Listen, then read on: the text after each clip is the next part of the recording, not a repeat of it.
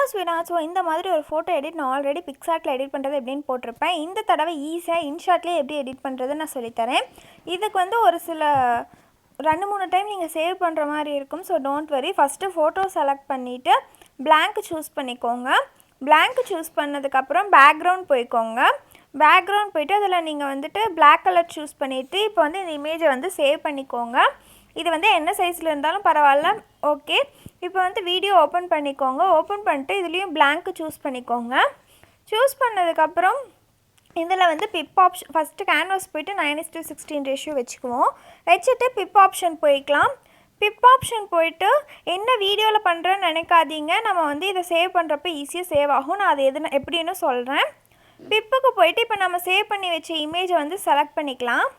Select பண்ணிட்டு mask option உங்களுக்கு தெரியும் தானே, நான் லாஸ்ட் வீடியோவில் கூட சொல்லியிருப்பேன். ஸோ அதை ஓப்பன் மாஸ்க் போய்ட்டு அதில் 3rd ஆப்ஷன் சூஸ் பண்ணிக்கோங்க.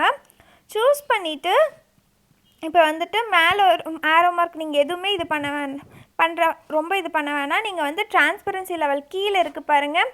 கீழே இருக்கிறத மட்டும் நீங்கள் இழுத்தீங்கன்னா உங்களுக்கு டிரான்ஸ்பரன்சி லெவல் மட்டும் மாறும்.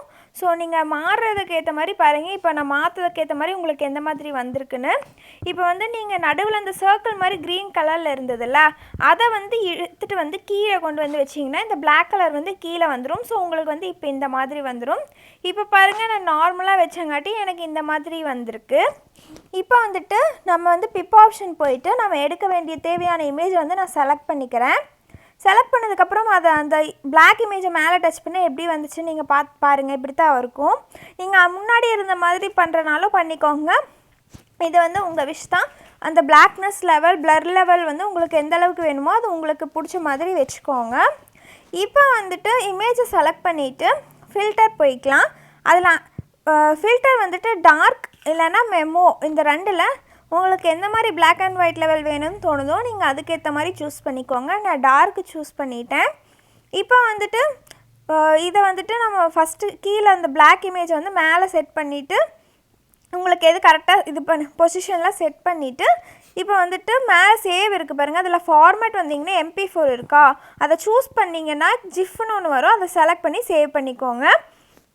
உங்களுக்கு வந்து ஜிஃப் வந்து இமேஜுங்காட்டி நீங்கள் இமேஜ் ஓப்பன் பண்ணால் அது வரும். அது வீடியோவாக கணக்கில் வராது. நீங்கள் எதில் வேணாலும் பார்க்கலாம். இமேஜ் ஓப்பன் பண்ணால் அந்த ஜிஃப் இமேஜும் உங்களுக்கு வந்துடும். ஸோ இப்போ கேன்வாஸ் போய்ட்டு 9:16 ரேஷியோ வச்சுட்டு ஃபில்டர் போய்ட்டு சேம் டார்க் கொடுத்துக்கலாம். டார்க் இல்லை மெமோ உங்கள் இஷ்டம் தான். டார்க் கொடுத்துட்டு இப்போ வந்து நம்ம லெவல் வந்து அட்ஜஸ்ட் பண்ண போகிறோம். ஸோ உங்களுக்கு எந்த அளவுக்கு வேணுமோ அட்ஜஸ்ட் பண்ணிக்கோங்க. நான் 60 லெவலில் வச்சுக்கிறேன். வச்சுட்டு இப்போ வந்து ஃபில்டர் போய்க்கலாம். லைட்னஸ் கொஞ்சம் குறைச்சிக்கோங்க.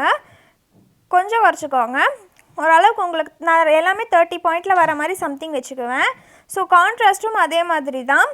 வார்ம்த்து வந்து குறைச்சிக்கோங்க, முடிஞ்ச அளவுக்கு குறைச்சிக்கோங்க. ஸோ இதில் நம்ம வந்து சேச்சுரேஷன் வந்து யூஸ் பண்ண போகிறதில்ல. நெக்ஸ்ட்டு வந்துட்டு ஹைலைட்ஸ் வந்துக்கலாம். ஹைலைட்ஸ் வந்துட்டு இதே மாதிரி தான் 20 பாயிண்ட் 20 to 30க்குள்ளே வர மாதிரி வச்சுக்கிறேன். ஷேடோவும் குறைச்சிக்கிறேன். அடுத்து விக்னெட் வந்து ஃபுல்லாக வச்சுக்கோங்க. ஷார்பன் வந்து 40 to 50க்குள்ளே வர மாதிரி வச்சுக்கோங்க. ஸோ இது எல்லாமே நீங்கள் வந்துட்டு உங்கள் இமேஜுக்கு ஏற்ற மாதிரி நீங்கள் பாயிண்ட்ஸ் வந்து கொஞ்சம் கொஞ்சம் வேரியான தப்பு இல்லை. இப்போ பாருங்கள், நம்ம இமேஜ் வந்து செட் ஆகிடுச்சு. ஸோ அவ்வளோதான். இதுக்கு மேலே உங்களுக்கு என்ன வேணும்னு தெரில. ஸோ உங்களுக்கு இந்த எடிட் பிடிச்சிருந்தா மறக்காமல் லைக் பண்ணுங்கள், ஷேர் பண்ணுங்கள், கமெண்ட் பண்ணுங்கள். Bye guys.